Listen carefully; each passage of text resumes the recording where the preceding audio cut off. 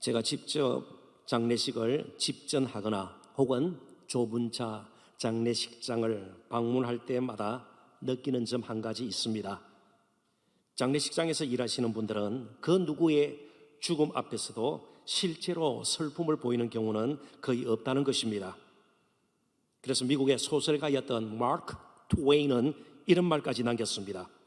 우리가 죽음에 이르게 될 때에 심지어 장의사가 슬퍼할 정도로 우리는 살아야 합니다. 그러니까 강조점은 우리가 사는 동안 열심히 살자는 겁니다. 그래서 우리가 죽게 될 때에 장의사까지도 저 사람 좀 더 살았으면 좋겠는데 저분의 죽음이 너무 안타깝다 슬퍼할 정도로 한번 잘 살아보자, 훌륭하게 열심히 살아보자, 그런 말 아니겠습니까? 그럼에도 불구하고 다른 측면에서 장의사는 별로 슬퍼하지 않는다는 것입니다. 죽음에 무뎌져 있다, 다 그런 건 아니겠죠. 그렇게 말할 수도 있지 않겠습니까?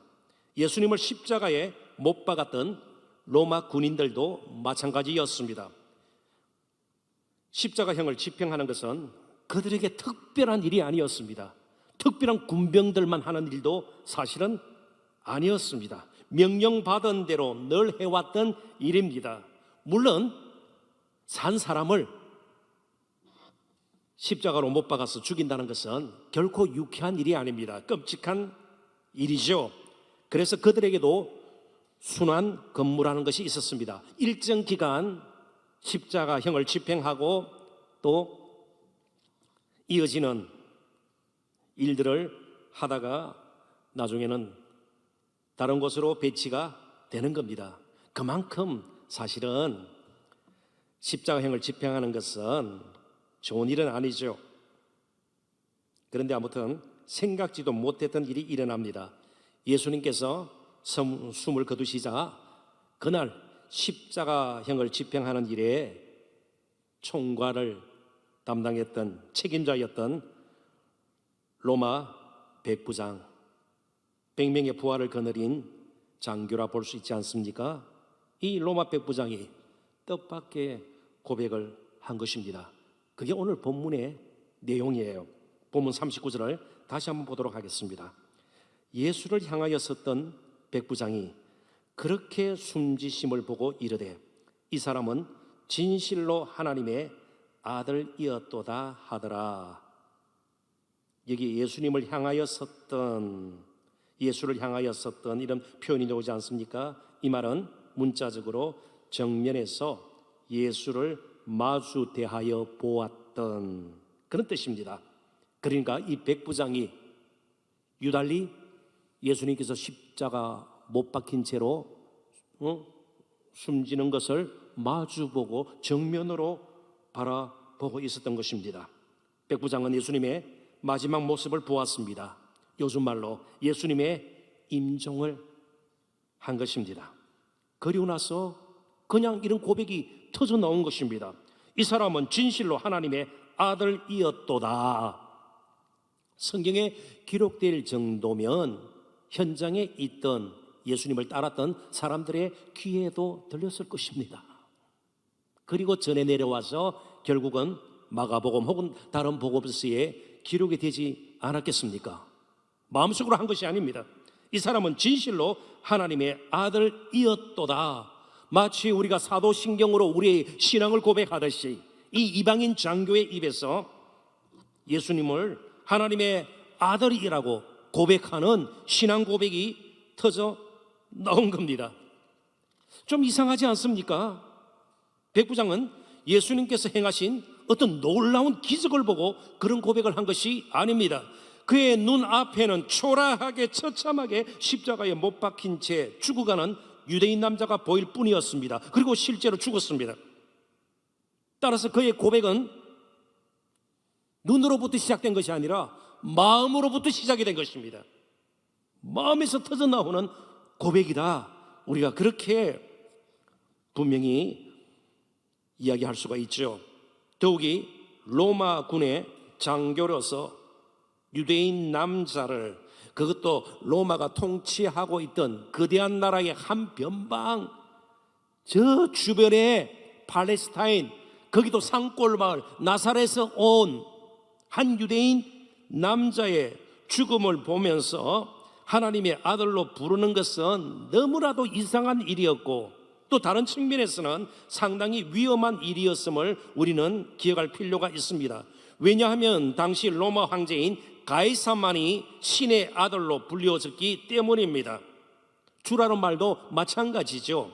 가이사 외에는 주가 없다. 그래서 다른 사람을 주라 불렀다가는 큰 화를 입을 수도 있는 것입니다. 아무튼 그의 눈에는 예수님이 가이사 정도의 인물이 아니었습니다. 비교할 수 없는 십자가에 못 박혔지만 바로 예수님에게서 그는 하늘의 영광과 위엄을 볼 수 있었습니다. 그에게는 예수님이 단순히 가이사와 같은 로마의 왕이 아니라, 한 나라의 왕이 아니라 만왕의 왕이었습니다. 그러면 하나님의 아들이라는 말의 의미는 무엇일까요? 하나님의 아들이 최소한 마가복음에서는 어떻게 사용되었는가? 놀라웠게도 마가복음 1장 1절 한번 돌아가 보십시다. 마가복음 1장 1절 이렇게 기록이 되어 있습니다. 하나님의 아들 예수 그리스도의 복음의 시작이라. 예수 그리스도의 복음의 시작이라 이렇게 시작하지 않고 하나님의 아들 예수 그리스도의 복음의 시작이라. 그러니까 예수님은 하나님의 아들임과 동시에 메시아 그리스도 기름 부음을 받은 자. 이 말은요, 이스라엘 역사에도 성경의 기록에도 늘 우리들이 접하듯이 알고 있듯이 하나님의 특별한 일을 감당하기 위한 사람들에게 기름이 부어졌습니다. 선지자, 제사장, 왕. 그러니까 향수 뿌려서 멋내고 이런 것이 아니에요. 그러니까 예수 그리스도, 예수라는 사람이 그리스도고 이는 하나님의 아들, 다 합하면 하나님의 특별한 뜻을 이루기 위해서 이 땅에 오신 분의 시작이라. 그러면서 예수님의 지상 사역의 여러 가지 행적들을, 일어난 사건들을, 그의 가르침을 가장 명확하게 기록한 책이 마가복음입니다. 그러니까 예수님을 하나님의 아들이라 부른 것은 그가 구세주라는 뜻입니다. 하나님의 특별한 일을 위해서 오셨다. 물론 이 백부장은 유대 종교적인 지식을, 배경을 가지고 있지는 않았을 것입니다. 그럼에도 불구하고 예수님을 하나님의 아들로 고백했다는 것은 참으로 놀라운 일이 아닐 수가 없습니다. 무슨 근거로 그런 말씀을 하십니까? 하나님의 아들이라 고백했다고 해서 그를 구세주로 받아들였다, 뚜렷한 증거가 있습니까? 누가복음 23장 47절 한번 같이 보십시다. 백부장이 그 된 일을 보고 하나님께 영광을 돌려 이르되 이 사람은 정녕 의인이었도다. 이 말은요, 십자가형에 처해질 만한 사람이 아니었다. 십자가형을 집행하는 책임자였던 이 백부장이 이 사람은 십자가에 죽으실 그런 사람이 아니다는 거예요. 그리고 하나님께 영광을 돌렸다. 그러니까 이 십자가의 죽으심이 하나님께 영광이 될 만하다. 이상하지 않아요? 엄청 큰 무슨 치석을 쌓은 것도 아니에요. 큰 성을 짓는다든지 큰 성전을 만들어서 하나님 앞에 드린 것도 아닌데 십자가에 죽었는데 말이죠. 연결이 됩니까? 예수님의 죽음을 보고 하나님께 영광을 돌렸습니다. 하나님께서 예수님의 죽음을 통해서 하신 일의 의미를 우리처럼 온전하지는 않지만 나름대로 희미하나마 그런 깨달을 수가 있었습니다. 이제 놀라지 마십시오. 예수님 앞에서는 어떤 일도 일어날 수 있습니다. 예수님 앞에서는 어떤 일도 일어날 수 있습니다. 한번 따라해 보시겠습니까? 예수님 앞에서는 어떤 일도 일어날 수 있습니다. 사마리아 수가라는 마을의 한 우물가에서 역시 이 여인입니다. 아무튼 문제가 많은 여인입니다. 그러나 그 여인도 예수님 거기서 큰 기적을 행하고 그러지 않았습니다. 예수님과 대화하는 가운데 내가 메시아를 만났다. 예수님 앞에서는 어떤 일도 일어날 수 있습니다. 그런데 말이죠, 우리가 예수님 믿는다고 하면서 예수님 앞에서 아무 일도 일어나지 않을 것처럼 우리가 다 해버리고 열심으로 내 힘으로 살아가는 것, 그게 미련한 것이에요. 예수님 앞에서는 어떤 일도 일어날 수 있습니다. 예수님을 향해서 섰던, 이제 십자가에 못 박힌 채로 매달려 있던, 그리고 결국은 숨을 거둔 그 예수님 정면에 서 있던 백부장에게서 그런 고백이 나왔다는 것을 의아하게 생각해서는 안 됩니다. 늘 문제는 우리가 정직하지 못하기 때문에 그렇습니다. 정말 정직하게 우리가 예수님 앞에 설 수 있다면, 십자가 지신 예수님 앞에 설 수 있다면, 우리는 지금하고는 또 다른 어떤 삶의 모습, 생각지도 못했던 그런 일들이 우리의 삶 속에서 일어나는 것을 경험할 수 있다는 말입니다. 우리의 생각이나 이성이나 판단을 뛰어넘는 일들이 예수님 앞에서는 가능합니다.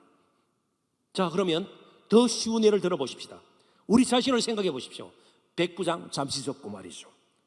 저와 여러분이 어떻게 예수님을 믿고 또 예수님을 하나님의 아들이라 고백하게 되었습니까? 어떻게 그분을 믿고 영원한 생명을 얻었다는 것을 알고 하루하루 살게 되었습니까? 우리가 얼마나 깊이 연구를 했습니까? 좀 그냥 사람들이 쓰는 말로 얼마나 돌을 닦고 정말 수십 년간 수행 끝에 예수님이 하나님의 아들이라 고백하게 되었습니까? 한순간입니다. 이게 은혜죠. 그게 십자가의 능력이죠. 그게 복음이 우리에게 가져다 주는 신비로운 능력이 아니에요. 정말 기적은 십자가 지신 예수님을 보고 우리가 하나님의 아들로 고백하는 것 아니겠습니까? 이런 기적을 체험했다면 우리 생활에서 일어날 수 있는 일들, 몇 가지 일들 때문에 우리가 너무 낙심을 하거나 낭패감에 빠지거나 때로는 그것을 제쳐두고 우리 힘으로 무엇인가 해낼 수 있다는 그런 망상에 사로잡혀서는 안 되는 겁니다. 예수님 앞에서 어떤 기적도 일어날 수 있습니다. 예수님이기 때문에 그렇습니다. 말씀을 좀 정리해 볼까요? 그러므로 믿음은 몇몇 특정한 사람들만의 것이 아닙니다. 정직하게 예수님 앞에 설 수만 있다면 우리는 또한 인생의 변화들을, 경험들을 보게 될 것이고 하게 될 것입니다. 우리의 신분과 인종이 결코 믿음의 조건이 될 수 없습니다. 조금 더 나가 보십시다. 예수님께서 숨을 거두시자 성전 휘장이 위에서 아래로 찢어졌습니다. 오늘 백부장이 이런 고백이 있기 전에 바로 한 절 앞에 38절에 잘 기록이 되어 있습니다. 성전 휘장이 위에서 아래로 찢어졌습니다. 앞으로 사용할 수 없도록 이제 망가졌다는 의미가 아니에요. 이제는 필요 없다는 뜻입니다. 그리고 우리가 생각하는 것보다 훨씬 두텁습니다. 성소와 지성소 혹은 바깥들과 성소를 분리하는 휘장이 위에서 아래로 완전히 찢어졌습니다. 그런데 이 찢어지다, 스키조라는 말이 마가복음에는 두 번밖에 사용이 되지 않습니다. 그런데 어디에 사용되는가 하면 마가복음 1장 10절부터 11절에 보면 하늘이 갈라지다 할 때 사용이 됩니다. 우선 본문을 볼까요? 마가복음 1장 10절 11절 곧 물에서 올라오실 새 예수님의 공적인 사역이 시작되고 이제 예수님께서 세례 요한에게 요단강에서 세례를 받으십니다. 그래서 물에서 올라오실 새 하늘이 갈라짐으로 번역이 되어 있지만 스케이조 하늘이 찢어지다, 하늘이 열렸다 그런 뜻이죠. 찢어지면요. 성령이 비둘기같이 자기에게 내려오심을 보시더니 하늘로부터 소리가 나기를 너는 내 사랑하는 아들이라 내가 너를 기뻐하노라 하시니라. 하늘이 찢어지고 갈라지고 스키조 되면서 하늘에서 예수님을 나의 아들, 내 아들, 하나님의 아들로 불렀습니다. 성소 휘장이 찢어지면서 이번에는 땅에서 한 이방인이 예수님을 하나님의 아들이라 부르게 됩니다. 하늘과 땅에서 예수님은 하나님의 아들로 인정이 되는 겁니다. 그분은 하나님의 아들입니다. 그냥 십자가에 못 박혀 죽은 나사렛 출신의 한 유대인 남자 아니에요. 하늘에서 땅에서 예수님은 하나님의 아들이라 선포가 된 겁니다. 그래서 온 열방을 향해서 하나님의 아들로 이 땅에 생명을 주시고 십자가 지시고 구원을 이루신 것입니다. 그 가운데 이름 모를 이방인 로마의 백부장도 포함되어 있을 따름입니다. 저와 여러분이 포함되어 있을 따름입니다. 예수님은 세상을 구원하기 위해 이 땅에 보내심 받으신 특별한 사명을 띠고 우리의 구원을 위해서 이 땅에 육신을 입고 오신, 그리고 십자가에 못 박혀 죽으신 하나님의 아들입니다. 그렇다면 이제부터 우리의 하루하루의 삶, 우리는 이제 예수님 앞에보다 더 영원토록 우리를 떠나지 아니하시는 예수님과 함께하는 인생이 되었습니다. 그렇다면 그 예수님 안에서 이제는 무슨 일도 일어날 수 있다는 확신과 소망을 가지고 담대함으로 하루하루를 살 필요가 있습니다. 그런 담대함이 있을 때에, 확신이 있을 때에 우리는 진정한 자유함을 느끼게 되는 것이죠.